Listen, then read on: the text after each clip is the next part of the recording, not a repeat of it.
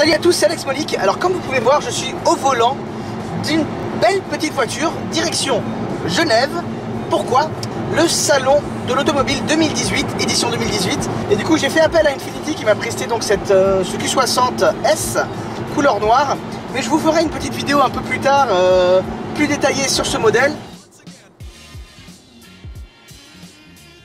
Nous sommes à 230 km de Genève. Il fait un soleil magnifique. J'ai du mal à croire qu'à Genève, apparemment il neige. Comme je vous disais, il faisait un grand soleil et là...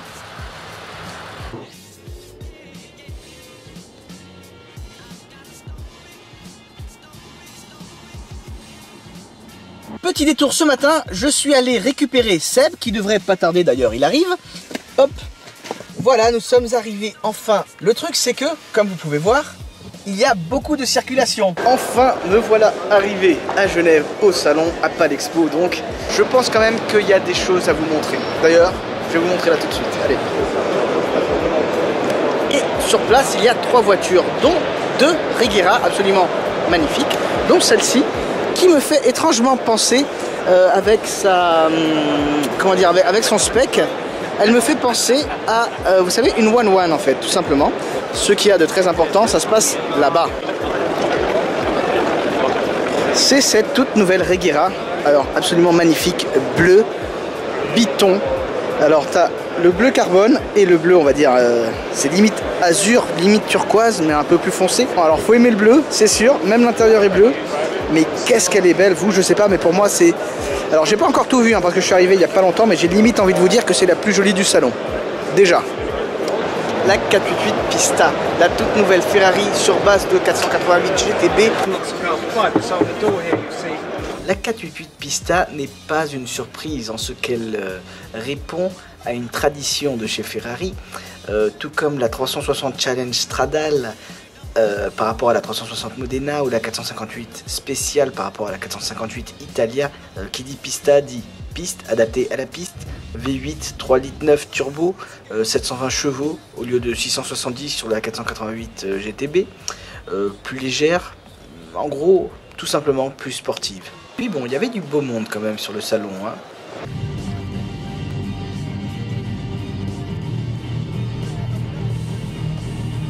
Une des nouveautés chez McLaren cette année, c'est cette McLaren Senna GT-R.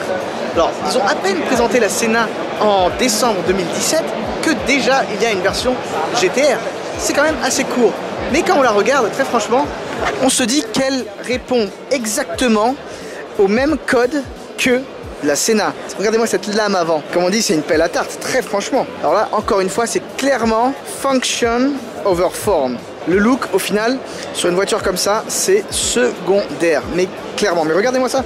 Regardez-moi ce diffuseur. Le truc, il est énorme. Un diffuseur absolument énorme. Les échappements sont dorénavant sur le côté. Petit détail. En revanche, encore une fois, au niveau de la déco, je suis pas spécialement... En gros, c'est pas trop mon délire, quoi. Je trouve ça un peu comme sur la version de présentation. J'en sais rien, mais j'imagine elles sont déjà toutes commandées. Alors, en termes de surprise complètement loufoque à laquelle personne ne s'attendait, Mercedes nous a dévoilé cette Mercedes AMG GT53.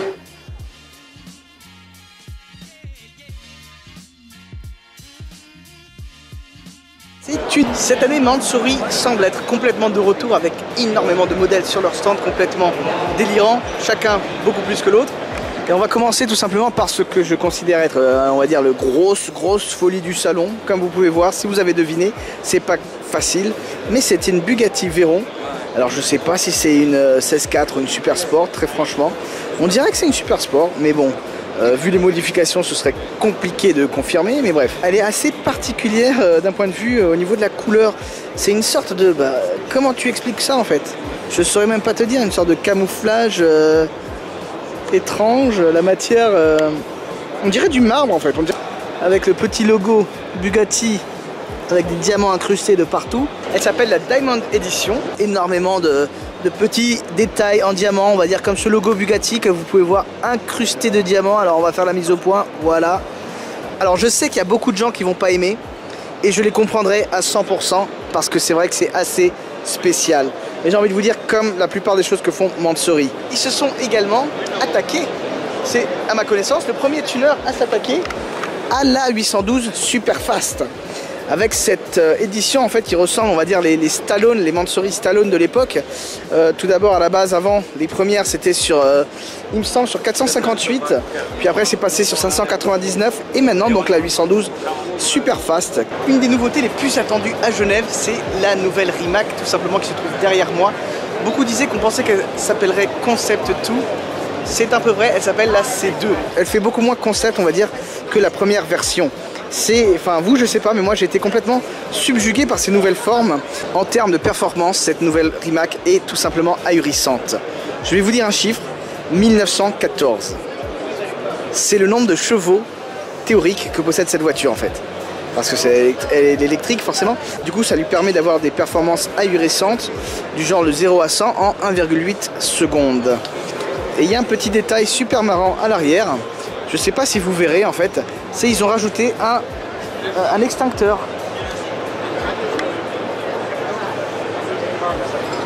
Cet extincteur en fait, il y a écrit In case of hill climb. Du coup forcément c'est une référence à l'accident de Richard Hammond au volant d'une Rimac Concept 1 lors de l'émission The Grand Tour. Donc ils ont fait un petit détail cocasse et amusant dans cette nouvelle voiture qui très franchement est particulièrement réussie. Clairement je ne m'attendais, je savais pas trop à quoi m'attendre au final. Même avec les, on va dire les vidéos teaser, la démo, etc. Je ne m'attendais pas à ce que ce soit aussi révolutionnaire par rapport à la première, au premier modèle en fait.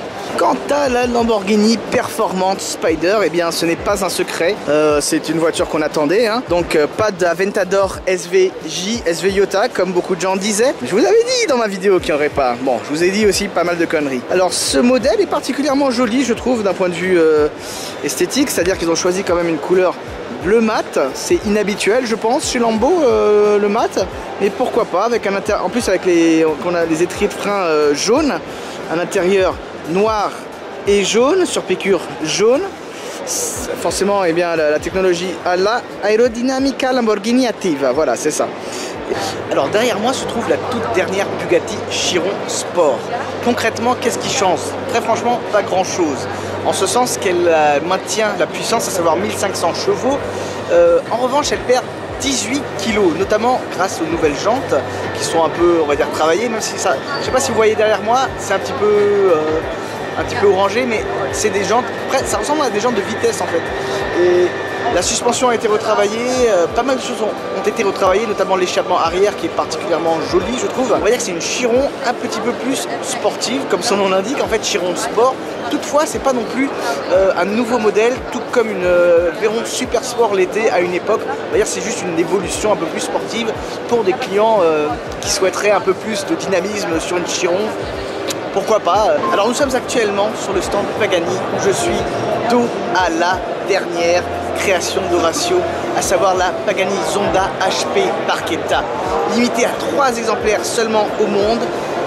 Alors très franchement entre vous et moi ce n'est pas la plus belle en fait. J'irais même jusqu'à dire que c'est pour moi la moins belle des Zonda. Ce qui est assez paradoxal parce qu'elle porte quand même le nom du créateur, du fondateur, celui qui a tout permis, celui qui a rendu le rêve Pagani possible en fait. Et je trouve que très franchement, cette Pagani Zonda Horacio, enfin HP Horacio Pagani, donc HP Barchetta, je la trouve un peu, comment dire, en soi elle est pas trop mal, mais elle est disgracieuse. Enfin, ce qui me gêne en fait c'est surtout ça, c'est ce cache-plaque arrière qui, je trouve, qui te casse complètement la ligne. Complètement la ligne. Alors je sais que en soi c'est un bijou, elle est absolument incroyable. D'un point de vue performance, d'un point de vue qualité, l'intérieur, le soin qui est apporté au détail, etc., etc.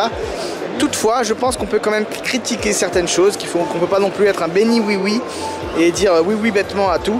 Enfin, je trouve que pour une voiture à plus de 2-3 millions d'euros, quand même, il y a pas mal de choses qui me gênent. Enfin, regardez-moi, ce pare-brise, on dirait qu'il a été coupé à la scie complètement comme ça. Enfin, d'ailleurs, elle n'a même pas de haut que je sache, qu'il soit soft top ou hard top.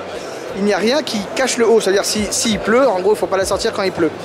Mais sinon, en revanche, l'habillage carbone, lui, est impeccable. Le reste est impeccable. L'intérieur est impeccable. À la sauce Pagani, Est-ce la dernière Zonda? Apparemment oui, mais bon, j'ai l'impression que ça fait des années qu'on nous dit que la dernière Zonda est là, est là, est là. Donc bon, à voir. Il est actuellement 16h30, l'heure pour nous de quitter le salon. Pourquoi? Car, comme vous savez sans doute, la Polo Intensa Emozione est actuellement en train de parcourir les rues de Genève dans le cadre d'une sorte de démo. Ils font un truc, ils conduisent à travers Genève. Et, eh bien, il faut sortir du salon pour voir ça.